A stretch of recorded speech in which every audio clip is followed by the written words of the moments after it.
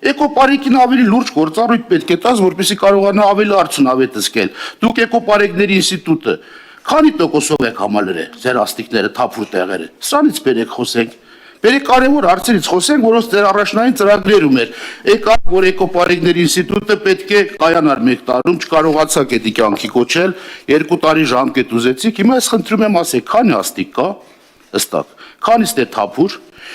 տեխնիկական սպասարկման ագիծվածության աշճան ինչքան եք ասել, արդյոք դոնոր կազմակերպությունները կամ ֆինանսական միջոցները բյուջեի արդյունավետ են ծախսվել եւ ձեր առաջ տրված խնդիրը քանի տոկոս է වක් իրականացրել։ Բերեք սրանից խոսենք, սա մեկ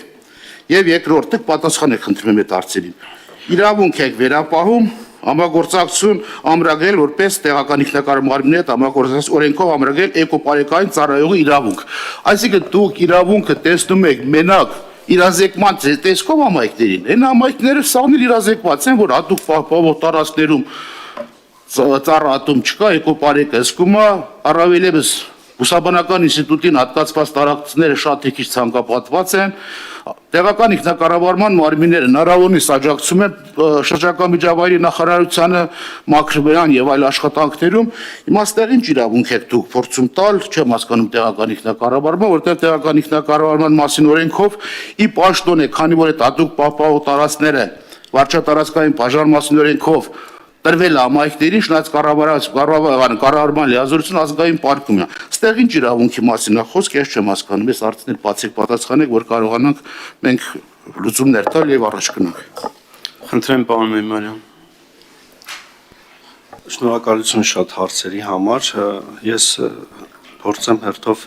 անդրադառնալ։ Նախ էկոպարեկային ծառայության հաստիկային միավորներին անդրադառնամ։ Այս պահին 1176 հաստիկային միավորից աշխատում է 831-ը եւ թափուրա 345 հաստիկ էկոպարեկային ծառայությունում։ Անցած տարի մենք ամբողջությամբ գործարկեցինք Սյունիքի մարզի էկոպարեկային ծառայությունը, որի վերլուծություններն ենք հիմա իրականացնում։ Օրինակ ես որպես արդյունավետության ցուցիչ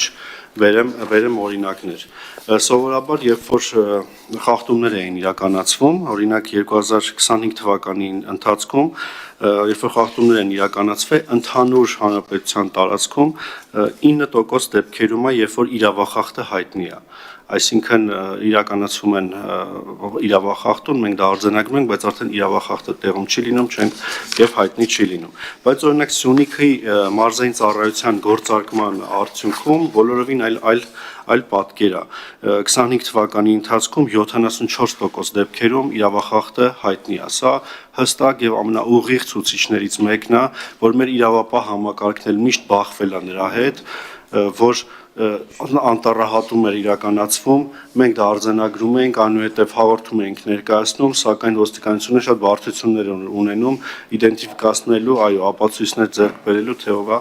իրավախախտը։ Էկոպարեկային ծառայության դեպքով այս մասը կարծես էական բարելավում է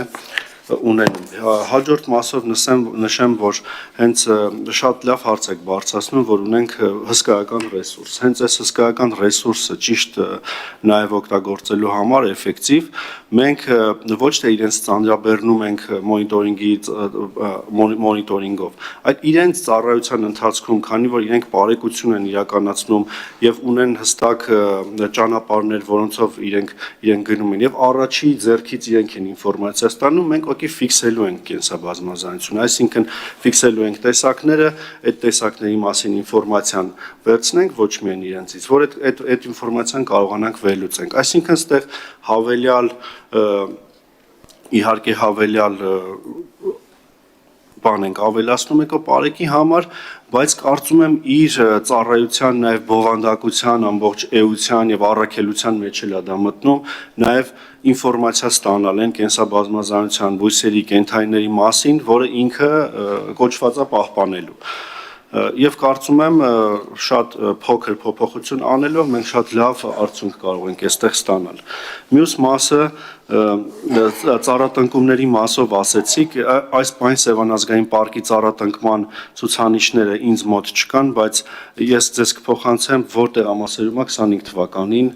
ծառեր տնկվել եւ ընդհանրապես Սևանի գոտեվորող ծառաշերտի վերաբերյալ շատ հետաքրքիր մենք կարող ենք քննարկում ունենալ, թե ինչ անելիքներ այդտեղ ընդհանրապես ունենք, որտեղ այդտեղ մենք ունենք մոնոկուլտուր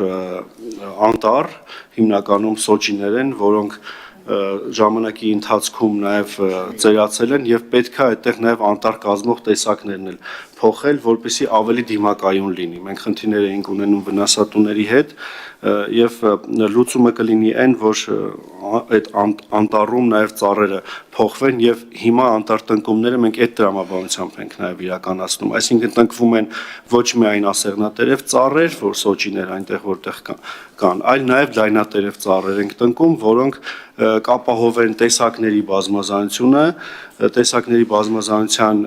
շնորհիվ էլ մենք կունենանք ավելի դիմակայուն անտառ։ Եվ մյուսը թիմերի իրավունքների մասով այստեղ խնդրում եմ դիտարկենք այս տեսանկյունից, որ նաև մեր միջազգային գործընկերներն են մեզ խնդրում, որ շատ ավելի փափուկ եւ սահուն աշխատանքի կարիք կա եւ համայնքներին շատ ավելի իրազեկ պահելու կարիք կա։ Այսինքն էկոպարեկային ծառայողը մենք ուզում ենք դիտենք ոչ թե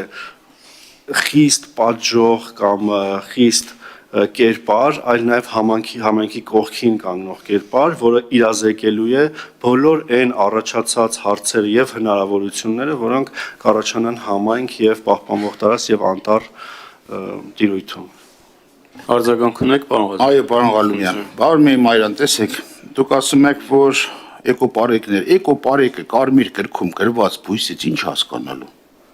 Եթե մարդիկ գնում են համասարանական կրթություն են ստանում նեղ մասնագիտությամբ, տարիներով աշխատանքային փորձի արդյունքում նոր կարողանում են բույսից տարբերել, այսօր մենք էլ գնանք անձեն աչքով ոչ մեկ չի կարող դա տեսնել։ Պարեկը պլանշետը պահելով վրեն։ Ինչա տենալու է, ինչ պահպանող տարածքը, որ մի հատ էլ պետք իրազեկում անի։ Սա չաշխատող բան է, լուրջ բան մտածեք, ես չգիտեմ ձեր միջազգային կազմակերպությունները ինչ են ասել, որ դրա դիմաց փող են տվել, ու չգիտենք այդ փողերն էլ ինչ ճուղությամբ ծախսվի, արդյոք արդյունավետ է ծախսվել, թե չէ։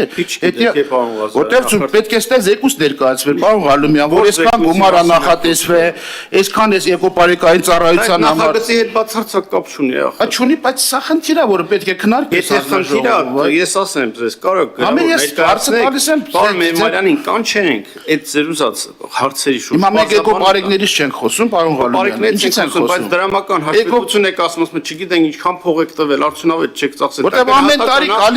ամեն տարի գալիս են ժամկետ են ուզում, ամեն դես ասում եմ այդ համակարգը ժամկետ եք դրել ձեր դեմ եւ փող եք բերել, ինչքանով եք իրականացրել դա։ Պարոն Ղազարյան, Խնդրում եմ ասեք։ այս նախագծի հետ ինչ կապ ունի դա։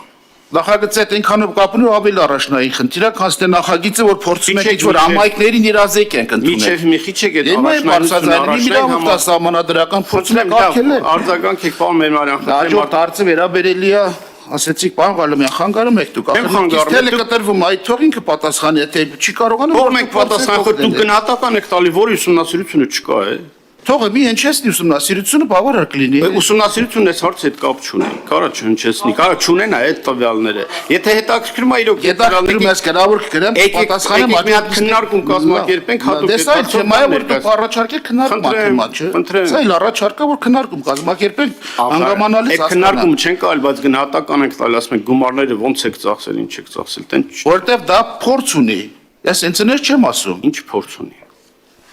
Կավառ շրջակա միջավայրի մաքրման կայան պետք է կառուցվեր։ Ես էլ 10 անգամ նախարարին մնացածին հարց եմ տալիս։ Ինչ եղավ 812 միլիոնը չեմ պատասխանում ինձ։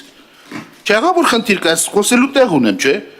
Վարկային միջոցա բերվե, գումարը հատկացվի եւ այդ ծրագիրը չի իրականացվի։ Ասում եմ ինչ բաշխվածությամբ օգտագործվել չեմ պատասխանում։ Ես կարելի է արձագանք։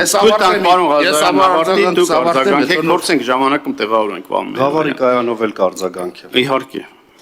Խնդրեմ, պարոն Ղազարյան։